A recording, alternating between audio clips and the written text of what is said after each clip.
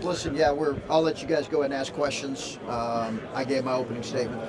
When we talked to you about Columbus, you guys hadn't started practicing yet. I know you've only had a few now, but I don't know, has anything stood out to you in the handful of practices you've had? If you were able to glean anything from getting to work with the guys a little bit? Yeah, I think we've had some guys have some good days. I think it's exciting. We've not been at full strength. So we've not been able to see, like EJ and Justin do anything live or Musa. But I think we've seen some growth out of our freshmen, which is exciting. I think the pace of play with our point guards has been kind of noticeably, they provided some things for us that are just a little bit different in terms of their ability to kind of get from 0 to 60, and we need that. And I think we need to be able to touch the paint and threaten the paint more than what we did last year. But it's such a long, we got such a long ways to go. I think our length is better. Now again, those guys that are longer, Alonzo and Ibrahima, along with our current guys, we got to get those guys ready to be able to help us in games that really matter. And I think that's going to take some time and some practice.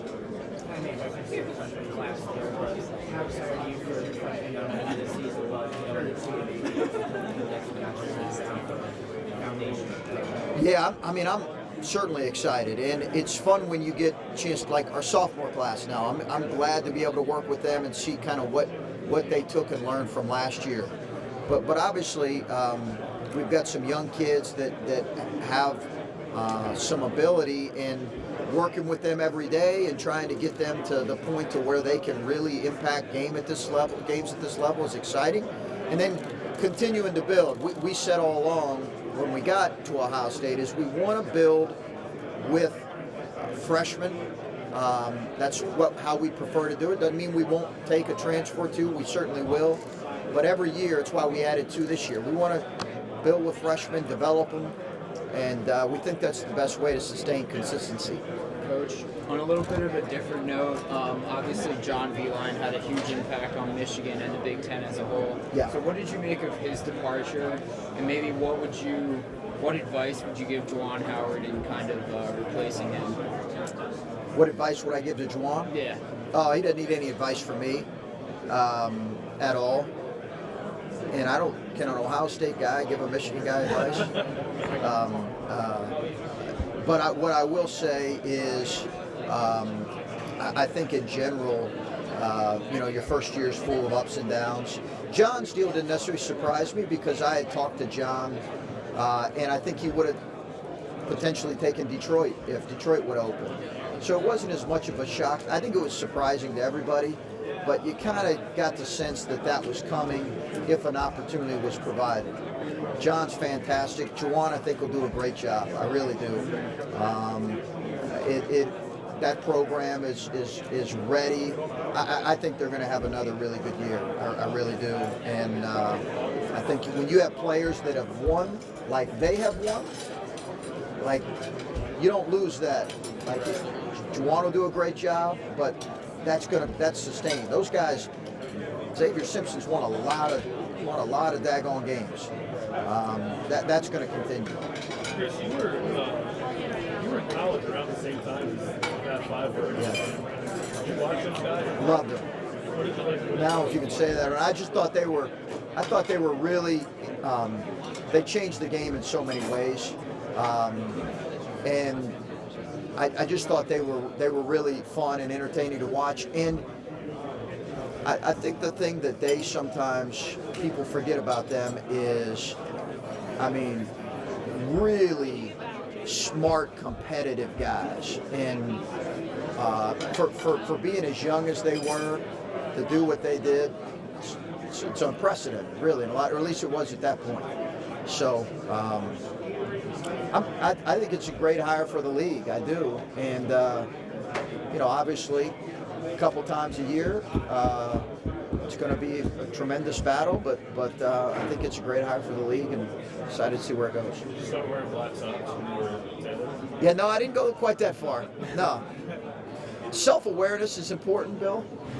You got to kind of know who you are and what you can pull off and what you can't. I'm not sure I could have done that. Chris, Micah Potter left your program Yeah. and ended up at another Big Ten school, and Sure. I know puts you kind of in an awkward spot. He's trying to appeal Yeah. so he can play right away. Do you have any strong feelings either way about whether he should We've be written a letter of support. I personally wrote a letter of support. Gene Smith has wrote a letter of support. We're supportive of that. Micah's a great kid. It's not awkward. These things happen in college basketball. It's really not. We wish him well, but I don't know where it's at. I just know we've lent our support. Yeah.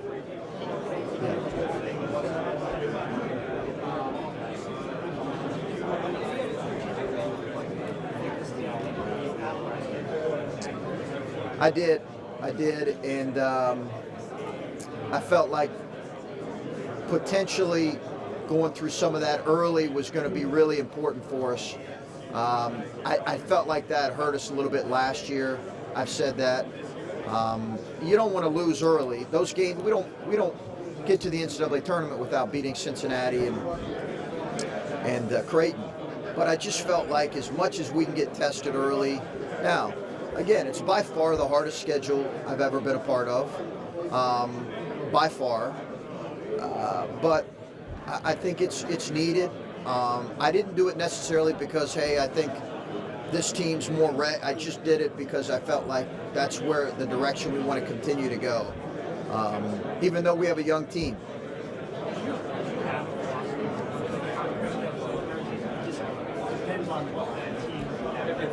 I'm always going to be bent more towards more challenging than not in the non-conference. Now, will that potentially affect my overall record at the end of my tenure at Ohio State? Probably. But I just feel like hopefully that prepares us, and it is what your fans want to see.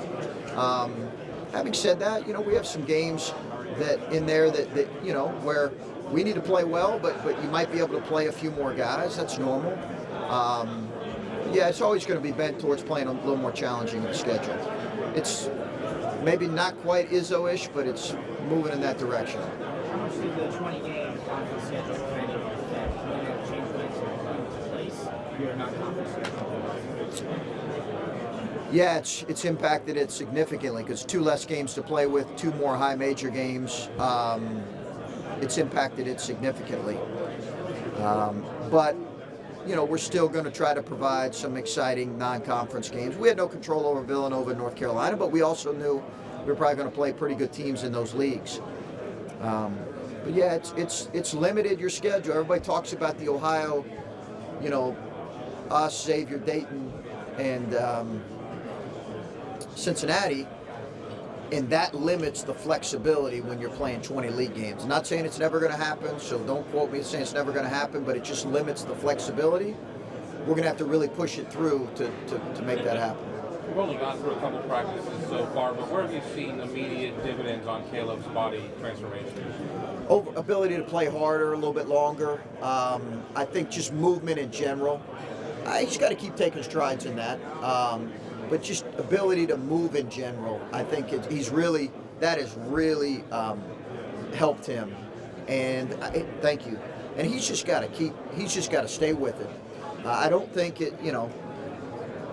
we don't need to be looking at him every week and seeing as he gains. I just think he's got to try to stay consistent with it. He will. He's put in the work and the time, but overall ability to move has been really good. Is there a balance there? Because part of what makes him good Yes. is throwing his body around. Yeah. Like, he's not going to lose 100 pounds, but Yeah. he looks dramatically different. And I don't know if he can. Oh, his dad said to me, Coach, don't let him get too skinny now. Like, don't let he said that to me a time or two. And I get it. I understand his perspective. I think there is a balance. Because he is so good at using what he's got. So we're trying to figure that out. Has it affected his ability to seal guys anymore? I think I'd prefer to gain what you're going to gain in his ability to play harder, maybe stay out of foul trouble and move a little bit better. And let's not forget, too, this is the feedback that he got when he went through the NBA stuff. This is the information he got. So I think it benefits him in the long run. But the reality is, like, it'll always be something he'll have to work on. It's just his body type. That's fine. But it is a strength for him. How much benefit Caleb sort of had DJ and CJ? Because last year, CJ Jackson, maybe they weren't like playing with typical point guard. Yeah. And sort of got two of them. Yeah, I think I'm interested to see that. I'm trying to figure that out. Can he get more easy opportunities? At times last year, we were a little too one-dimensional and a little too predictable in terms of our overall offensive attack. Some of that is how we build our offense in large part around Caleb, but we were just a little bit too. So I think there needs to be more guys that impact the game on that end.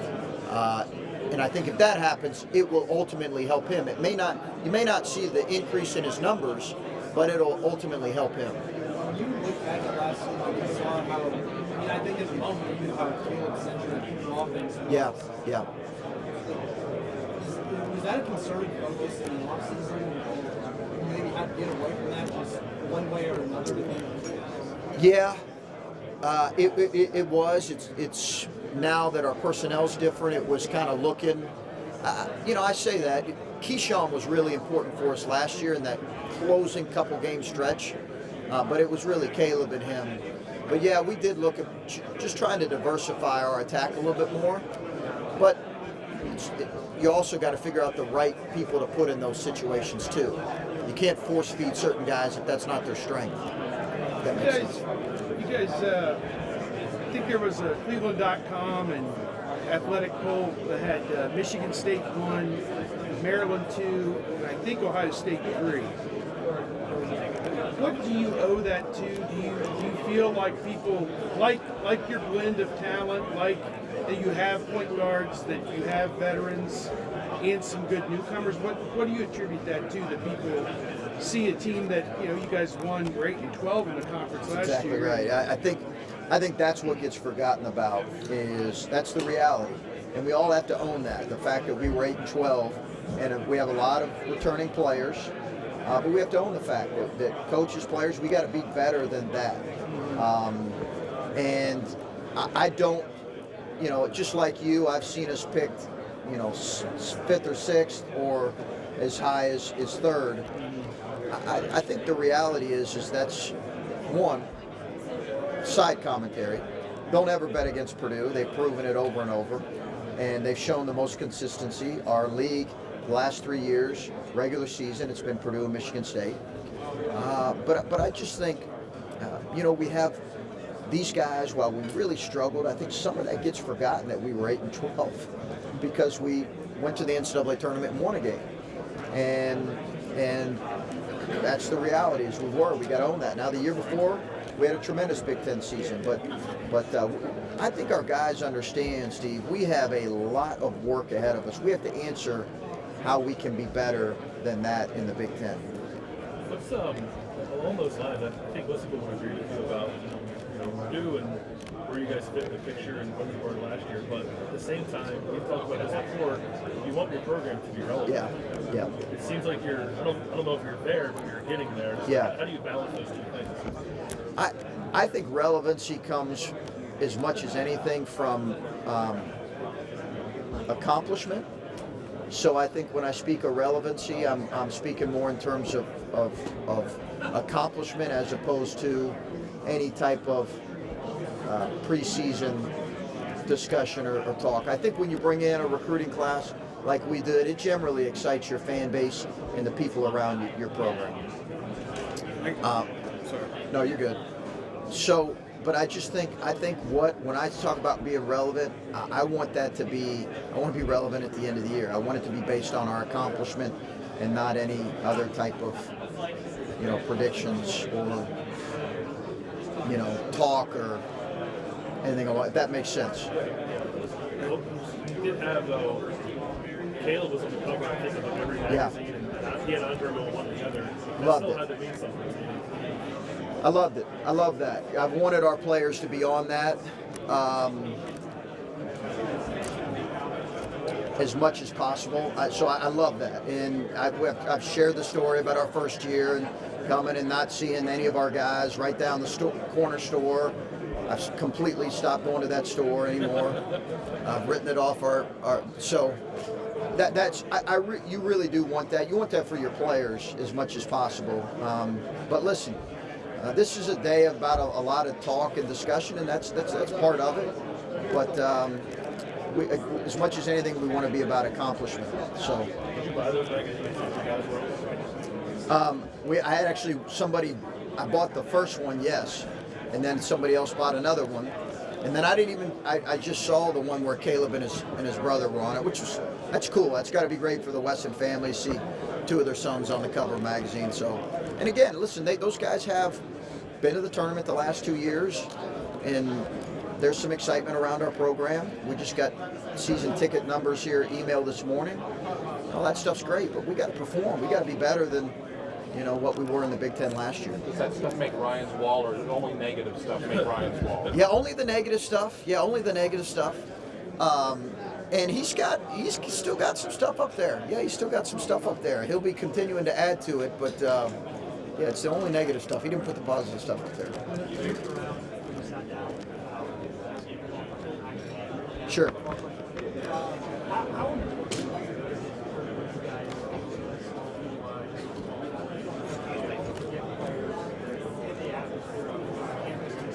It's a great asset. Like it's a great,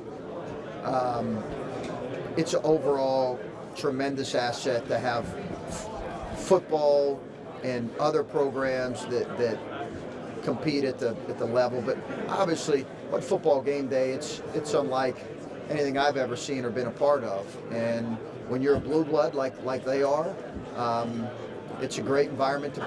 Now, does a kid choose a school just for that reason? No, it doesn't. Basketball recruit's not choosing it, but it certainly adds to the overall environment. You mentioned the excitement about the class you brought in, and I think lots of outside expectations on what DJ and EJ and Alonzo can be. How do you want them to manage that, or for them to manage that as they start their college careers? Yeah, I think you manage it by just putting in your work every day, not talking, just committing to what I said earlier. We're more concerned about the bricks than we are the wall right now, and I think you should concern yourself with that in the process of getting better. I think that takes care of itself. Who knows what their years are going to look like? All they can focus on is just improving and getting better. They're talented kids. It's fun. They're getting to the fun stuff here now. They just got to put their heads down and work, and that's what they've done so far. It's probably as talented as they probably can play. If you can do some things like that and get a few more easy buckets, your 2-point percentages across the board for talent last year, I think it's probably pretty obvious why. If you can do that, does that how much does that open up everything else? How much does that help? It's critical for us. We just could not. And you guys saw us. We just could not get enough easy scores last year, whether in the half court or certainly in the open floor. It was so hard for us to manufacture against a good defense. I remember our Northwestern game. That was a top half defense in our league, okay? And we just couldn't score without him. And our inability to touch the paint and it's definitely different. Probably I've noticed that with DJ. I think CJ Walker can touch the paint a little bit. I'm hoping that will be the case with EJ. And then our returning guys, Dwayne and Luther, have to get better at some of those areas, touching the paint and decision making. But that's a really critical area for us, Adam. And I don't know that I have the answers now, like definitively, like, hey, yes. But I do think I'm more optimistic with that particular area. And thinking back a couple of years here, you talked about getting into coaching at Taylor and Paul Patterson when you met you. What were those conversations like that led to that first grad assistant job for you. Like how did that conversation start, or was there? Did you have to interview? No, I told him, I said, Coach, I desperately miss the competitive aspect of the game. He sent me a book. They Call Me Coach by John Wooden. I read it cover to cover. I called him back a week later and said, hey, you got a job for me, because I'm leaving what I'm doing right now. I was working in Fort Wayne at the time. I was working at Youth for Christ in Fort Wayne, which is like a campus life with the schools, and I was also coaching at the time as a high school coach. But yeah, I was coaching football at Snyder and basketball. Yeah, so that's really how it came about, and fortunately he just kind of created a position. That's how I met my wife, because I went there. The position wasn't. We had to create it because they didn't have a position. So I was a hall director and then an assistant basketball coach. You had to be at the same meetings that she was at, and she was annoyed because you weren't paying. It was terrible. Yeah, she got really annoyed. We'd sit in this conference room, and her life's work was being in residence life and student development. So that was her life's work. I mean, she studied it. It was kind of her passion. And for me, it was just something I had to do in order to coach. Yeah, so I would do what coaches do. You scribble notes. I would sit at the end and I would work on drawing up plays, and she would sit to my right and she would peer over and give me a dismissive look, like our wives like to do. And that was the beginning of a wonderful relationship. DJ's been picked to be freshman of the year. From what you've seen the first few days of practice, I mean, does he have those capabilities to be that good right away? I would hesitate to make any bold. You never know. I'm really excited about him. He's a talented kid, but there's a lot of great freshmen in our league. So I don't think I'm in a position right now where I can. I'm glad he's a Buckeye. But I mean, eventually you can see him being. Oh yeah, an all Big Ten caliber player. I think he's got. Yeah, I think he just got to continue to grow and develop. I think he's got tremendous ability. He's got to understand what this game is about, how hard and demanding it is. But he's definitely got that potential for sure. Has he got some work to do as an outside shooter too? Or? I think people have looked at that and said, and I think he's owned that. He's got other parts of his game that need work on, but I think people right now would look at that and say kind of that's the next step for him. I'm from his hometown paper, and I've seen him hit 7 or 8 threes in a game, but I've also seen him go 0 for 8 too. He's a better shooter than I think probably people have given him credit for. But he's so explosive, right? Getting from one point to the next, he's so explosive. So people are naturally going to try to play underneath him and make him make shots. Just how competitive not to the subject is Jake Diebler. When I talk to a lot of other players, they said, coaches are going to jump in and run the drill or whatnot, but they're like, he really thinks that he can break me down every single time. I mean, is that something you see out of him? That's partly delusional, but no, Jake's been great. He's in really good shape, and he loves getting involved in drills. I think our players like the fact that Jake can get involved in drills and be a part of things and still in good enough shape. He was a good player, right, in high school and in college. But I think he's brought a really good. Mike Schrage was great. I love him. But anytime you bring in a different guy, it's just different personality. And Jake's loved kind of sticking his nose in there, and that's been great to see. And he's done a really good job in recruiting too. I was going to ask you about Mike. I mean, as the season, you guys are getting into practices and whatnot, has he reached out to you a little bit just as he's getting ready to go through his first time with his own team? We've talked some, but guys, they want to go through that and kind of experience it on their own. But we have reached out some and talked through some things. I'm pulling like crazy for him. Cannot wait to see how this year goes for him, and I'm sure as games get started a little bit, we'll talk through a few things. But yeah, we've stayed in good communication. There you go. I've been asked this, I apologize. Last year, you guys shot 40% of your field goal attempts were 3-pointer, Yeah. which is second highest in the conference. But I don't know if the Brad team should have it. Stylistically, how do the ordinary is that? Do you anticipate that being as much a part of your offense this year as it was last year? I don't know the number will be as high. And that is a higher number than our teams have typically had. Having said that, I think we felt like that was the strength of some of the guys we were playing last year. And their strength wasn't as much as the ability to get to the free throw line or get to the paint. So I think we've tried to balance our roster a little bit more because I've never had a good offense where it's been that maybe, it's not one-dimensional, but it's more reliant. And I think part of that too was the inside-out play of Caleb. But I think it's probably a higher number than I would typically prefer.